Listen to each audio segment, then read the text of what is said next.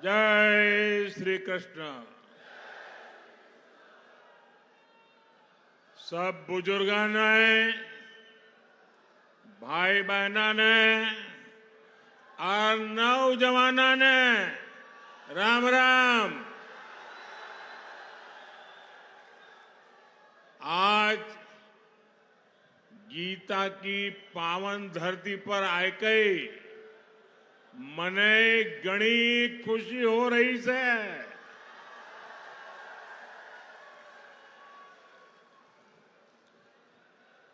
कुरुक्षेत्र में आना भारत की संस्कृति के तीर्थ के दर्शन करना मन को भर देता है। यहां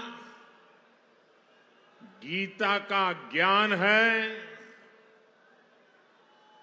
यहां सरस्वती सभ्यता के निशान है। ये गुरु गोविंद सिंह जी की छठी पातशाही की धरती है।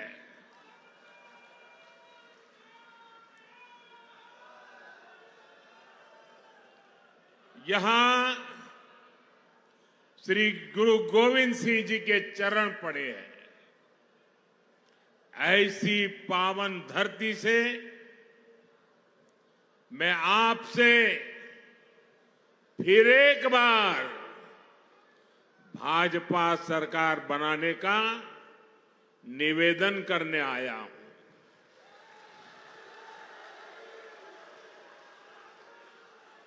आपने दिल्ली में लगातार तीसरी बार मुझे सेवा का अवसर दिया है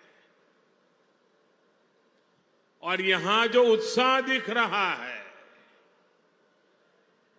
मेरा राजनीतिक अनुभव मुझे कहता है कि हरियाणा ने भाजपा की हैट्रिक लगाना तय कर लिया है।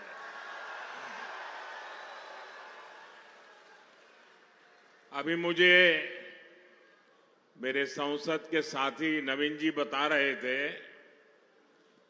कि आप पिछले 50 साल का इतिहास देख लीजिए। हरियाणा की एक विशेषता रही है, दिल्ली में जिसकी सरकार होती है हरियाणा में भी उसी की सरकार बनाते हैं। कभी भी उलटफेर नहीं होने देते। भाइयों बहनों, कुरुक्षेत्र से तो हमारे मुख्यमंत्री जी खुद ही यहां उम्मीदवार है। आज हरियाणा के इस बेटे की प्रशंसा पूरे देश में होती है। इतने कम समय में बहुत कम लोगों को इतनी लोकप्रियता मिलती है और इसका कारण भी है हमारे मुख्यमंत्री जी 24 घंटे हरियाणा के विकास के लिए समर्पित रहते हैं।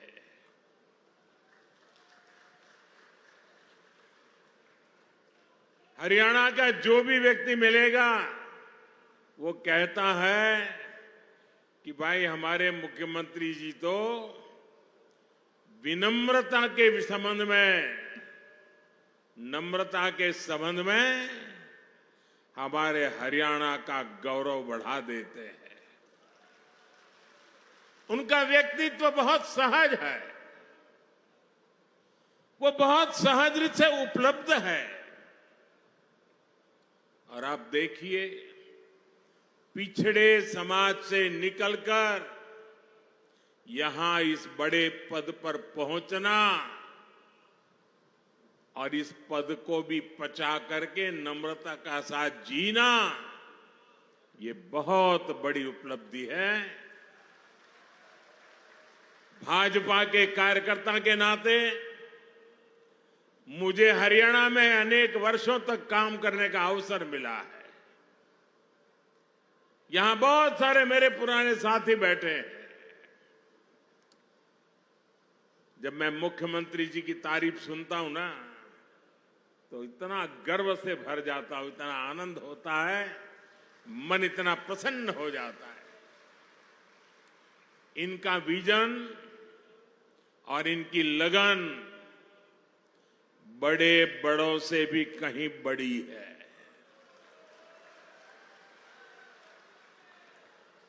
मैं आज हरियाणा के लोगों के पास आया हूं। आपके इस बेटे को आप आशीर्वाद दीजिए, भाजपा को आशीर्वाद दीजिए। मेरे साथ बोलिए, फिर एक बार, फिर एक बार। साथियों, हमारे हरियाणा के लोग अपनी जुबान के बड़े पक्के होते हैं। एक बार जो वादा कर दिया वो कर दिया। भाजपा ने भी हरियाणा से यही सीखा है, और मैंने तो हरियाणा की रोटी बहुत खाई है।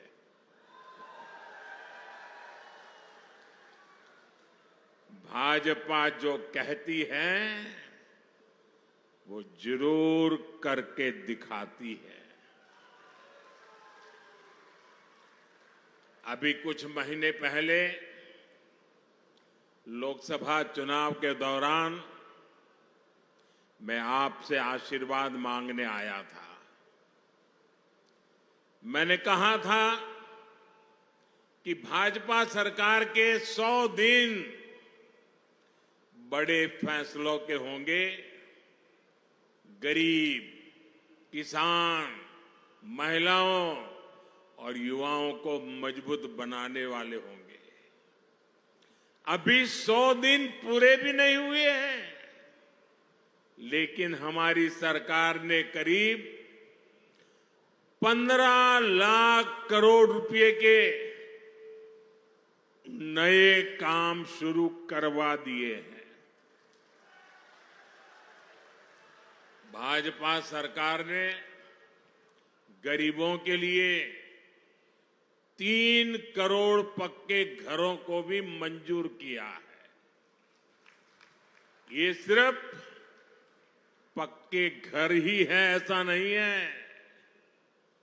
ये गरीब का पक्का एड्रेस होगा। ये गरीब के सपनों का घोंसला होगा। ये उनके सपनों का लॉन्चिंग पैड होगा। साथियों, लोकसभा चुनावों के दौरान मैंने ये भी कहा था कि हम देश में 3 करोड़ लखपति दीदी बनाने के लिए काम कर रहे हैं। बीते सालों में 1 करोड़ लखपति दीदी बन चुकी है, और इन 100 दिनों में 100 दिनों के भीतर देश में 11 लाख से ज्यादा नई लखपति दीदियां बन चुकी है। और इनमें से सैकड़ों लखपति दीदियां ये मेरे हरियाणा में भी है। साथियों, 2 दिन पहले ही एक बहुत बड़ा फैसला हमने लिया है, जिसका लाभ हरियाणा के लाखों परिवारों को होगा। भाजपा सरकार ने तय किया है कि अब 70 वर्ष की उम्र से ऊपर के सभी बुजुर्गों को 5 लाख रुपए का मुफ्त इलाज मिलेगा। हर परिवार के बुजुर्ग, चाहे वो कितना ही धनी क्यों ना हो, मध्यम वर्ग का हो, उच्च मध्यम वर्ग का हो, गरीब हो, कोई भी 70 से ऊपर हरियाणा में जो भी होगा उसको 5 लाख रुपए तक बीमारी का खर्चा आपका सेवक जिम्मा लेता है।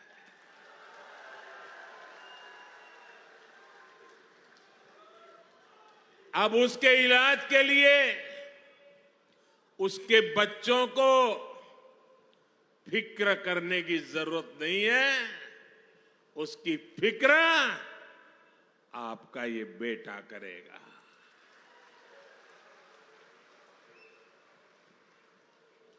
देश के बुजुर्गों को दी गई गारंटी मोदी ने पूरी कर दी है। मैं हरियाणा के सभी भाइयों और बहनों से कहूंगा, आप अपने बाल बच्चों का ध्यान रखिए। आपके माता पिता की चिंता आपका ये बेटा, आपका ये भाई कर रहा है। साथियों, हरियाणा में भी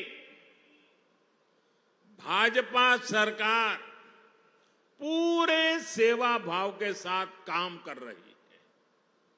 बीते वर्षों में हरियाणा निवेश के मामले में, कमाई के मामले में देश के टॉप राज्यों में पहुंचा है। गर्व होता है मुझे इस बात का। हमने कांग्रेस की सरकार का वो दौर देखा है जब विकास का पैसा सिर्फ एक जिले तक सीमित रह जाता था। हरियाणा के लोग तुरंत समझ जाते हैं। इतना ही नहीं, वो पैसा किस किस की जेब में जाता था, ये भी हरियाणा का हर बच्चा जानता है। भाजपा ने पूरे हरियाणा को विकास की धारा से जोड़ा है। भाजपा सरकार आने से पहले हरियाणा के आधे घरों में नल कनेक्शन नहीं था। आज हरियाणा में करीब करीब 100% नल कनेक्शन वाला ये राज्य बन रहा है। साथियों, भाजपा की सरकार देश में गरीब और मध्यम वर्ग के लिए बिजली का बिल जीरो करने में जुटी है।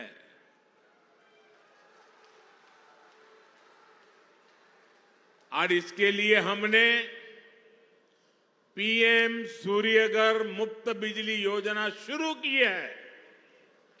इसके तहत केंद्र सरकार हर परिवार को, यहां बैठे हुए सबको कहता हूं, मोदी है, मौका मत जाने दीजिए। और हरियाणा का तो मुझ पर विशेष अधिकार है भाई। हर परिवार को करीब 80,000 रुपए की मदद दी जा रही है। इस देश में कभी ऐसा नहीं हुआ कि एक एक परिवार के लिए 80,000 रुपया। और डबल इंजन की सरकार का कमाल देखिए। मोदी ने तो कहा मैं 80,000 दूंगा, इसमें हरियाणा के हमारे भाजपा के लोगों ने तय किया है हरियाणा के हर घर को 30,000 रुपए की मदद यहां की सरकार एक्स्ट्रा, यानी 1,10,000। साथियों, आपकी कमाई बढ़े, आपके पैसे बचे, ये भाजपा सरकार की बड़ी प्राथमिकता है। साथियों, हरियाणा ने हमेशा से मुझे बहुत प्यार दिया है।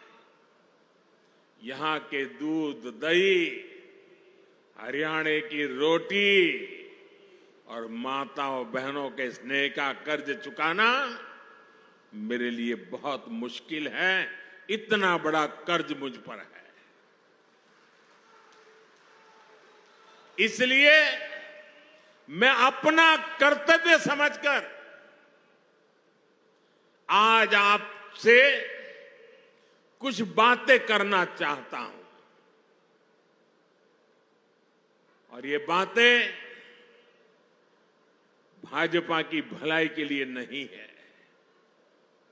ये बातें मोदी की भलाई के लिए नहीं है।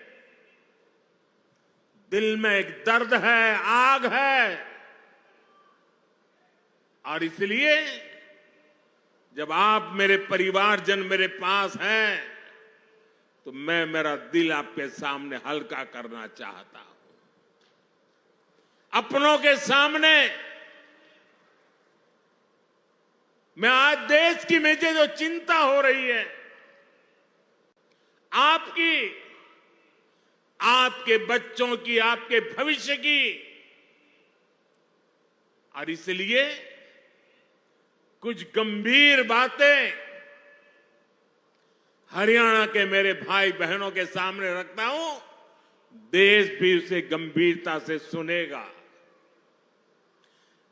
साथियों, आपके पड़ोस में हिमाचल प्रदेश है। वहां 2 साल पहले कांग्रेस की सरकार बनी, लेकिन आज वहां क्या स्थिति है? हिमाचल का कोई भी नागरिक खुश नहीं है। कांग्रेस ने वहां हर वर्ग को झूठ की घुट्टी पिलाई थी, लेकिन जो भी वायदे किए उनमें से कोई पूरे नहीं किए। आज सरकारी कर्मचारियों को वहां अपने हक की सैलरी के लिए हड़ताल करनी पड़ रही है। कर्मचारियों को डीए मिल नहीं रहा। मुख्यमंत्री और मंत्रियों तक को सैलरी छोड़ने का बाद दिखावा करना पड़ रहा है। हिमाचल में नौजवानों की भर्तियां नहीं हो रही हैं। स्कूल, कॉलेज बंद करने की नौबत आ गई है। वहां कांग्रेस ने महिलाओं को 1,500 रुपये देने का वायदा किया था। हजारों महिलाएं आज भी इस पैसे का इंतजार कर रही है।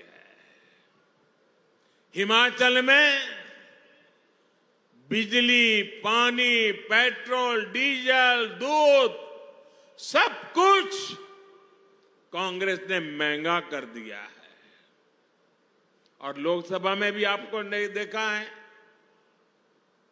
उन्होंने कहा था 1 जुलाई को खटाखट 8,000 रुपया आपके खाते में आएंगे। लोग 1 जुलाई को कतार लगा के कांग्रेस के कार्यालयों पर खड़े हो गए थे। पूरे देश में झूठे वादे करना, देश की जनता से धोखा करना। साथियों, भाजपा सरकार ने पहले जो मुफ्त इलाज की योजना हिमाचल में चलाई थी, नौजवानों को बैंकों से मदद लेने की जो योजना चलाई थी, और भाजपा ने बहुत अच्छे ढंग से चलाई थी, हिमाचल के लोगों का कल्याण करने के लिए चलाई थी। ऐसी सारी योजनाएं हिमाचल में अब ठप पड़ गई है। हिमाचल की आर्थिक हालत कांग्रेस ने इतनी खराब कर दी है कि हालात संभाले नहीं संभल रहे हैं। साथियों, जनता की परेशानी से, जनता की समस्याओं से कांग्रेस को कभी कोई फर्क नहीं पड़ता। कांग्रेस से बड़ी बेईमान और धोखेबाज पार्टी देश में और कोई नहीं है।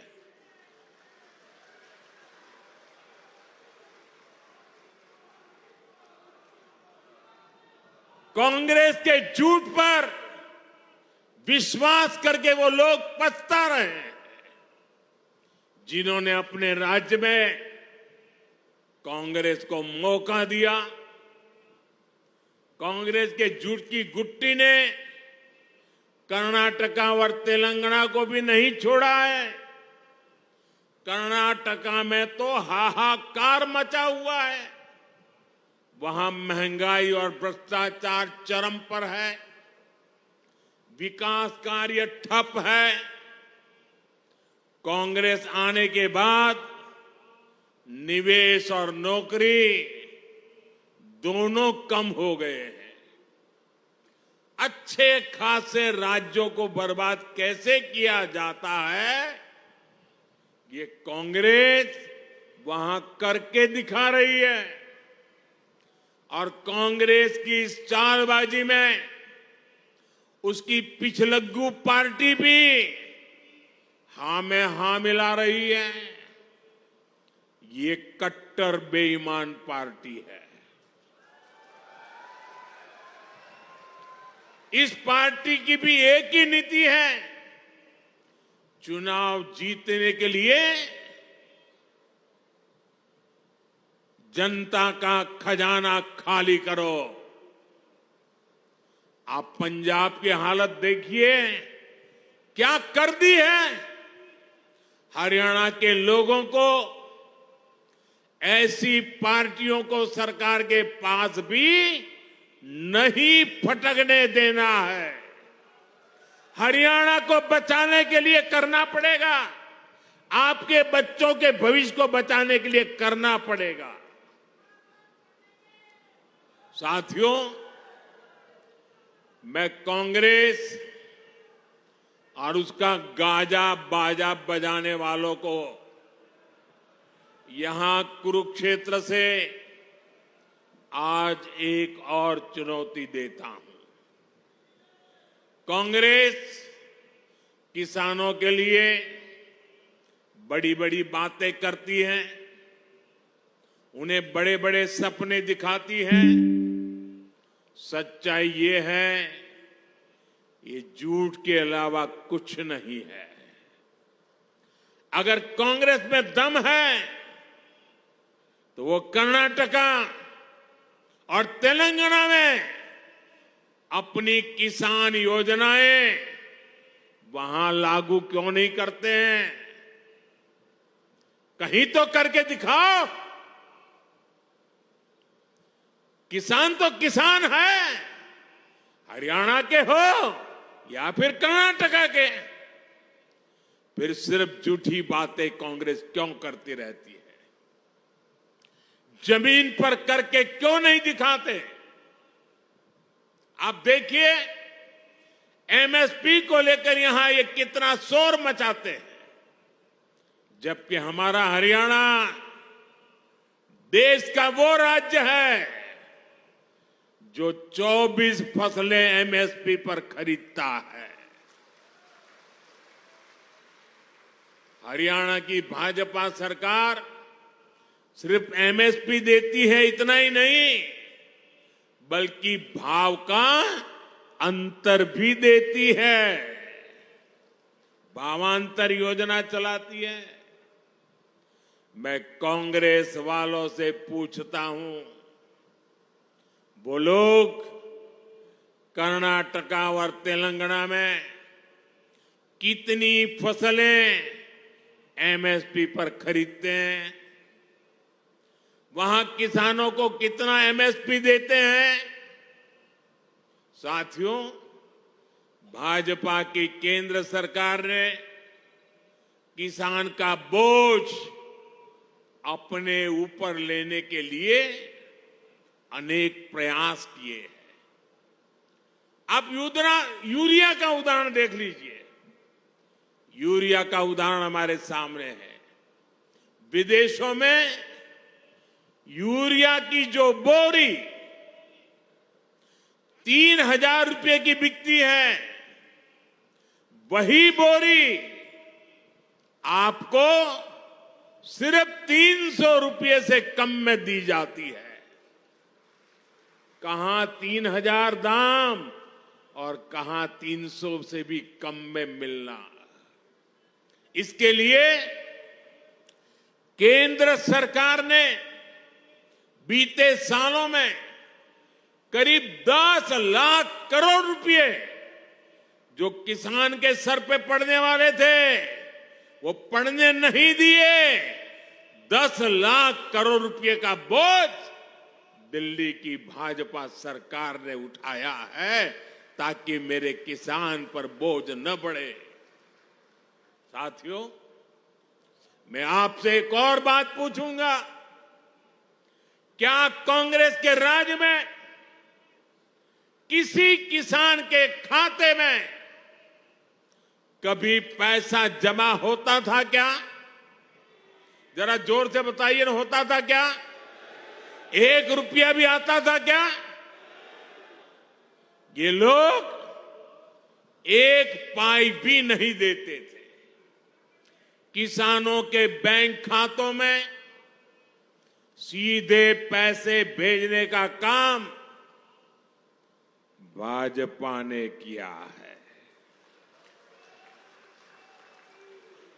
किसान सम्मान निधि के रूप में करीब 3.25 लाख करोड़ रुपए से अधिक हमने किसानों के खाते में जमा किए हैं।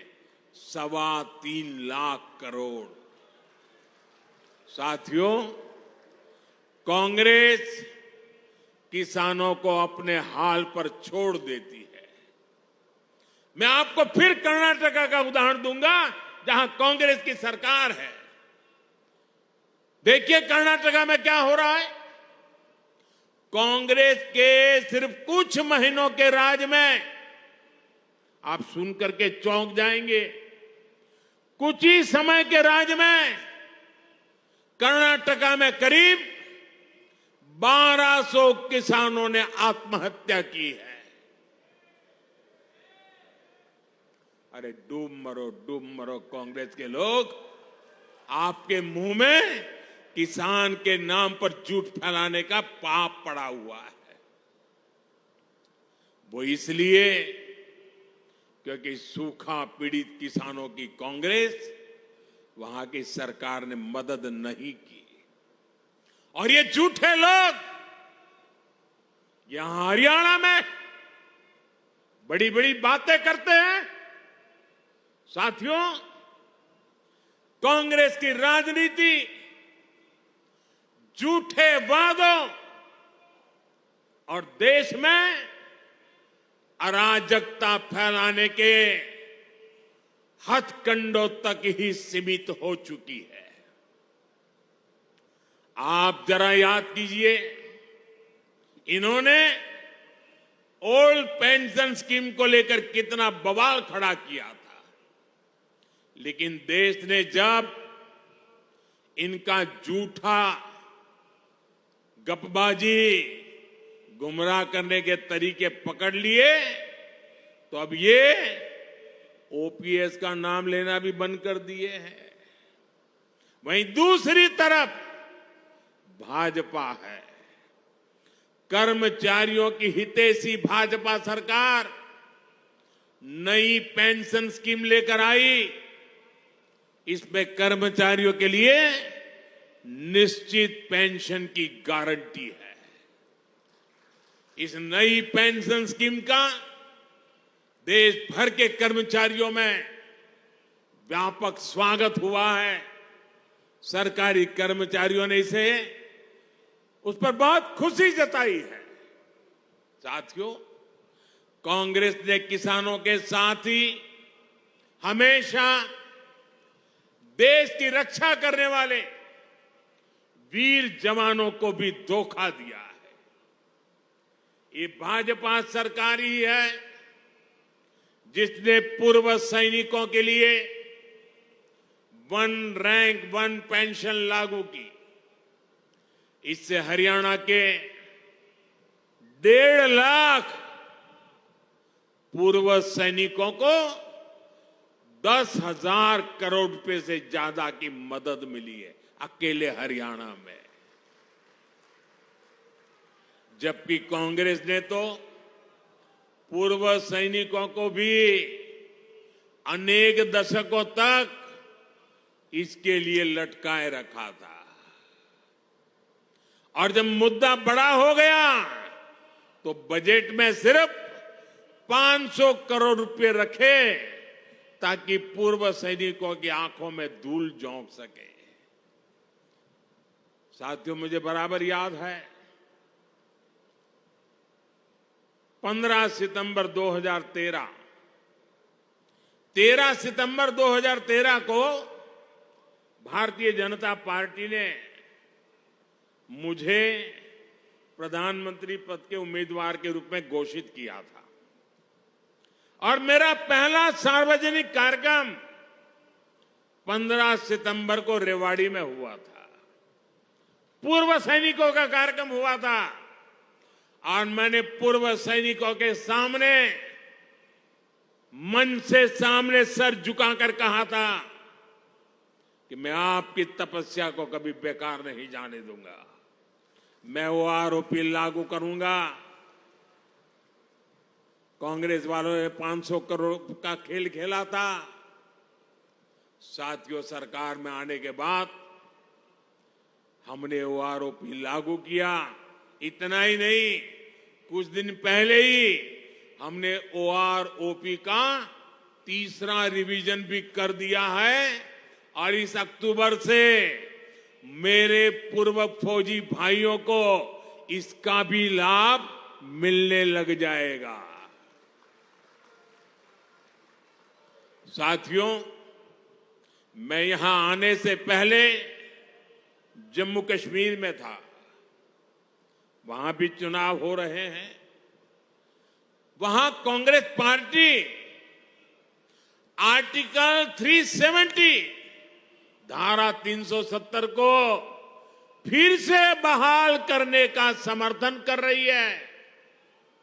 क्या ये आपको मंजूर है? क्या कश्मीर को अलग होने देना है? ऐसा पाप करने वाली कांग्रेस को सजा देनी चाहिए कि नहीं देनी चाहिए? यानी कुछ साल पहले तक वहां हरियाणा के हमारे वीर सैनिकों पर जो पत्थर चलते थे, आतंकवादी बम बंदूक की गोलियां चलाते रहते थे, मेरे हरियाणा के वीर सपूत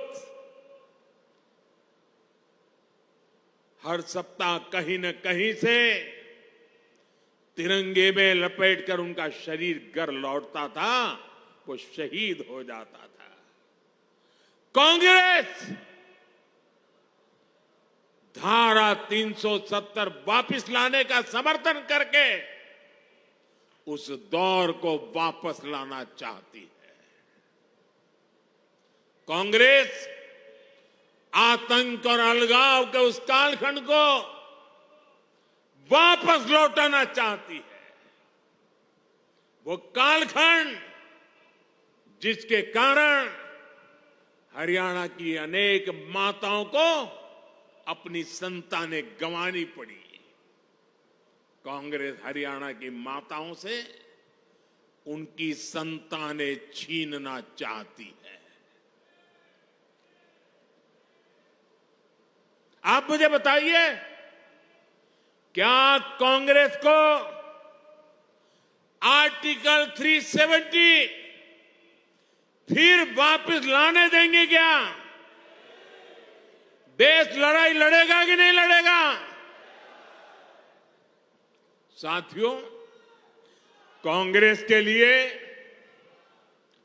तुष्टीकरण ही सबसे बड़ा लक्ष्य है। आज तो हालात ये हो गई हैं कि कांग्रेस के राज में कर्नाटका में गणपति जी को भी सलाखों के पीछे डाला जा रहा है। गणपति जी को पुलिस के डिब्बे में बंद कर दिया। पूरा देश आज गणेश उत्सव मना रहा है और कांग्रेस विघ्नहर्ता की पूजा में भी विघ्न डाल रही है। तुष्टीकरण के लिए कांग्रेस कुछ भी कर सकती है।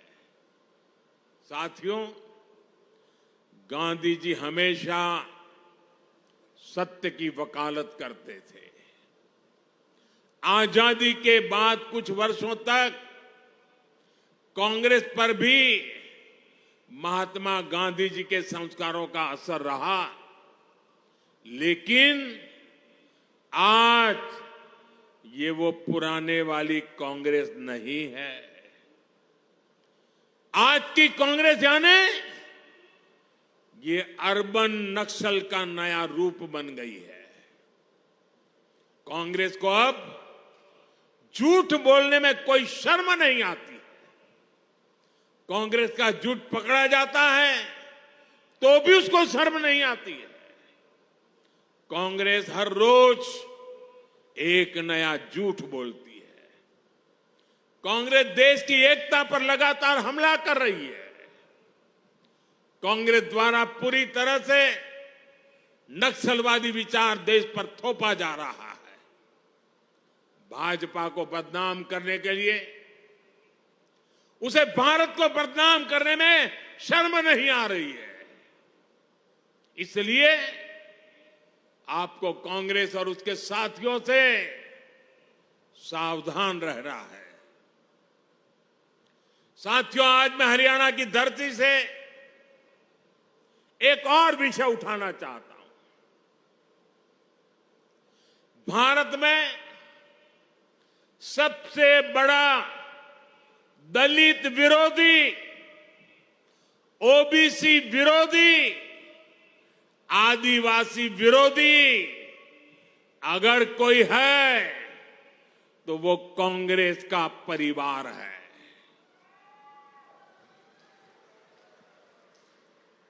अभी इन लोगों ने कहा है कि सरकार में आए तो दलितों पिछड़ों का आरक्षण खत्म कर देंगे। यही इस परिवार की सच्चाई है।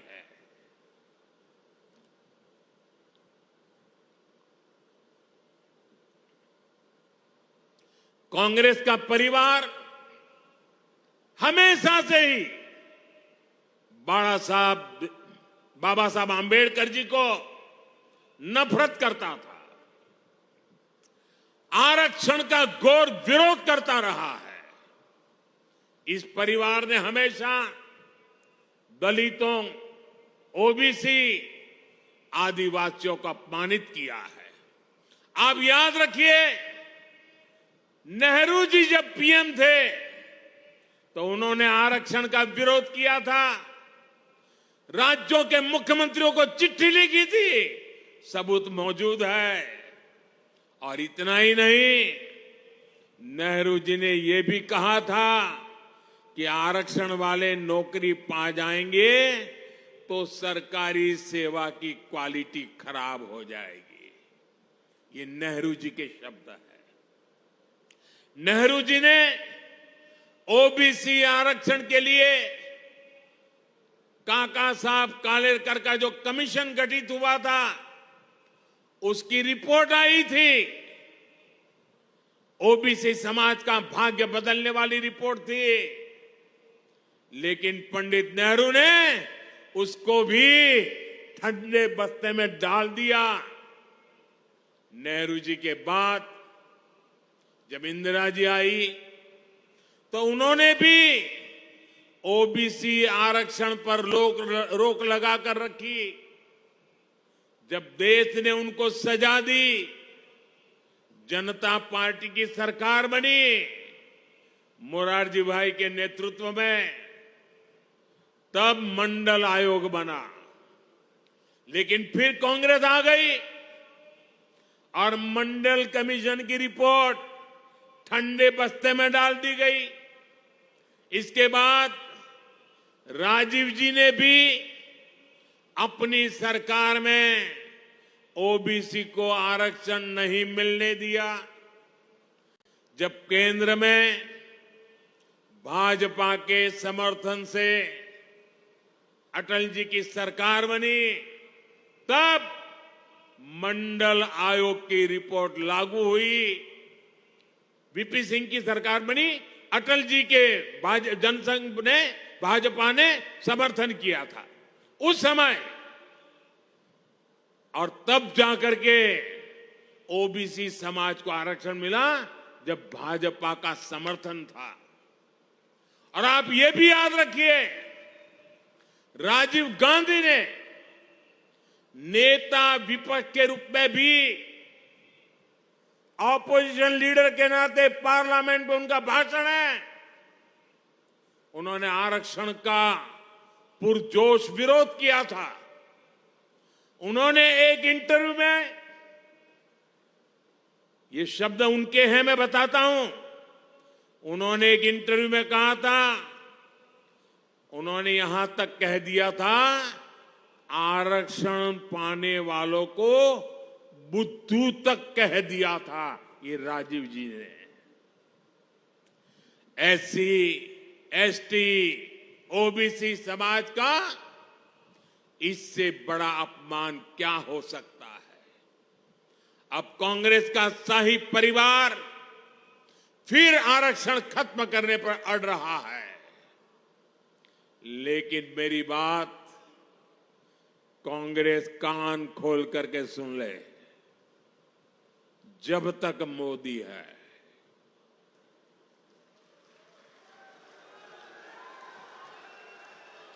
जब तक मोदी है, तब तक बाबा साहब आंबेडकर के दिए आरक्षण में से रत्ती भर भी लूट नहीं करने दूंगा, हटाने नहीं देने दूंगा।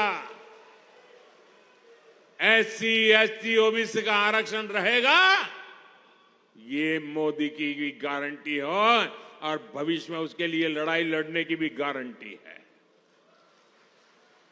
साथियों, कांग्रेस का दलित विरोधी चेहरा हरियाणा से बेहतर कौन जानता है।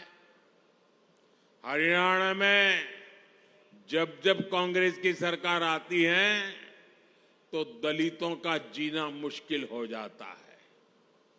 2005 में गोहाना में कितना बड़ा कांड हुआ था, क्या उसे कोई दलित परिवार भुला सकता है? 2010 में मिर्चपुर कांड को क्या कोई भूल सकता है? 2012 में भगाना में जो कुछ हुआ था, फिर 2014 में दलित बेटियों के साथ जो कुछ हुआ था, उस शर्मनाक घटना को याद करके ही रूह कांप जाती है। तब हमने ये भी दिखाया था कि मुख्यमंत्री हुड्डा जी और इनका दिल्ली का शाही परिवार सबके मुंह पर ताले लग गए थे। इसलिए कांग्रेस से यहां के दलित समाज को बहुत सचेत रहने की जरूरत है। मैं तो कांग्रेस से एक और बात बताऊंगा। पहले कांग्रेस में जो एक अंदरूनी महाभारत चल रही है, अरे जरा उसे तो संभालो। जिस तरह यहां एक परिवार को आगे बढ़ाकर कांग्रेस राजनीति कर रही है, वो पूरा दलित समाज देख रहा है। साथियों, भाजपा की सरकार पूरी ईमानदारी से हरियाणा के विकास में जुटी हुई है, जबकि कांग्रेस की सरकार के दौरान यहां भ्रष्टाचार ही संस्कार बन गए थे। इसका बहुत बड़ा नुकसान हरियाणा के नौजवानों को हुआ। जब यहां कांग्रेस की सरकार थी तो खर्ची और पर्ची के बिना नौकरी नहीं मिलती थी। भाजपा सरकार ने खर्ची पर्ची के इस खेल को बंद कर दिया है। इसकी प्रशंसा आज पूरे देश में हो रही है। भाजपा सरकार ने पूरी पारदर्शिता से यहां करीब 1.5 लाख सरकारी नौकरियां दी है। अभी भी हमारे मुख्यमंत्री नायब सिंह सैनी जी 25,000 युवाओं को नौकरी देने जा रहे थे, लेकिन कांग्रेस के भर्ती रोको गैंग ने उसमें अड़ंगा डाल करके रख दिया। लेकिन हरियाणा के नौजवानों, आप चिंता मत करिए, 8 अक्टूबर के बाद फिर भाजपा सरकार बनेगी तो इसी कार्य से नए कार्यकाल का श्री गणेश किया जाएगा। साथियों, हरियाणा में तीसरी बार भाजपा सरकार आने का मतलब है सबका विकास, तेज विकास। तीसरे टर्म में कुरुक्षेत्र को सांस्कृतिक पर्यटन का बड़ा सेंटर बनाने का हमारा अभियान तेज होगा। गीता महोत्सव और ज्योतिसर अनुभव केंद्र यहां बन चुके हैं। संत रविदास जी के भव्य स्मारक पर भी काम शुरू हो चुका है। विकास कैसे हर काम तेजी से हो, इसके लिए तीसरी बार यहां पूर्ण बहुमत की भाजपा सरकार बनानी है। 5 अक्टूबर को कमल निशान पर उंगली दबानी है। आप सभी के आशीर्वाद फिर एक बार भाजपा सरकार बनाएंगे। इतनी बड़ी तादाद में, इतने बड़े उमंग और उत्साह के साथ आए हुए आप सबको मैं हृदय से धन्यवाद करता हूं। मेरे साथ बोलिए, भारत माता की। आवाज दूर दूर तक जानी चाहिए। भारत माता की, भारत माता की, भारत माता की। बहुत बहुत धन्यवाद।